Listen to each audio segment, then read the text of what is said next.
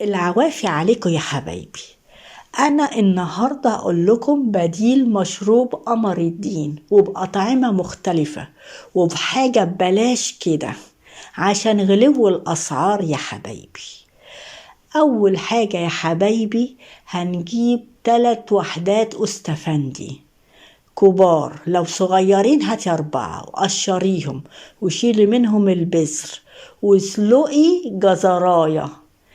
قشري الجزراية وقطعيها حلقات واسلقيها، وبعد كده حطي الأستفندي اللي قشرتيه وشلتي منه البذر والجزراية وسكر ومية ساقعة واضربيهم في الخلاط وصفيهم.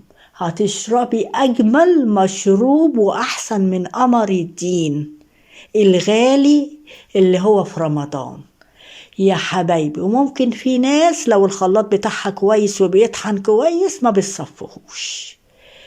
ممكن كمان يا حبايبي نشيل الأستفندي ونحط برتقانتين كبار بسرة نقشرهم ونحط عليهم الجزراية المسلوقة والسكر والمية الساقعة ونضربهم في الخلاط ونصفيهم برضو، او الخلاط كويس ما تصفيهوش.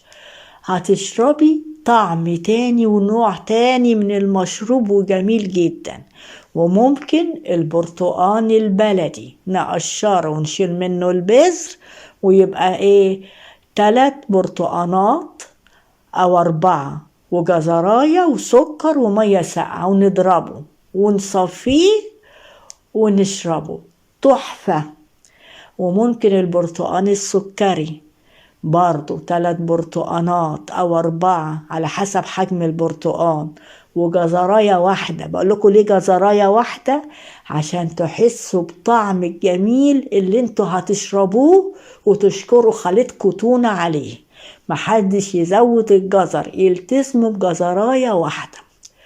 وكمان يا حبايبي هنقدر، الجزر دلوقتي حلو ومش ناشف ويعني جوسي كده وجميل، لان ده في اوانه وفي اوان تخزينه، مش في اخر السنة ما يبقى ناشف كده ومخشب. هاتوا الجزر وقشروه وقطعوه حلقات وحطوه في كيس وشيلوه في الفريزر.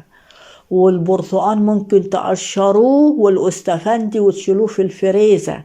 وممكن تعصروا زي ما قلت لكم وتحطوه في ازايز وتشيلوه في الفريزر. يا حبايبي دي حاجة ببلاش، والجزر رخيص والبرتقان رخيص والأستفندي رخيص. ليه نجيب الحاجة الغالية وأطعمة جميلة؟ جربوا وامشوا ورا خالتكوا تونة، حاجة انتوا هتحبوها وانتوا والعيال. شوفوا كم طعم بقى هيبقى جميل.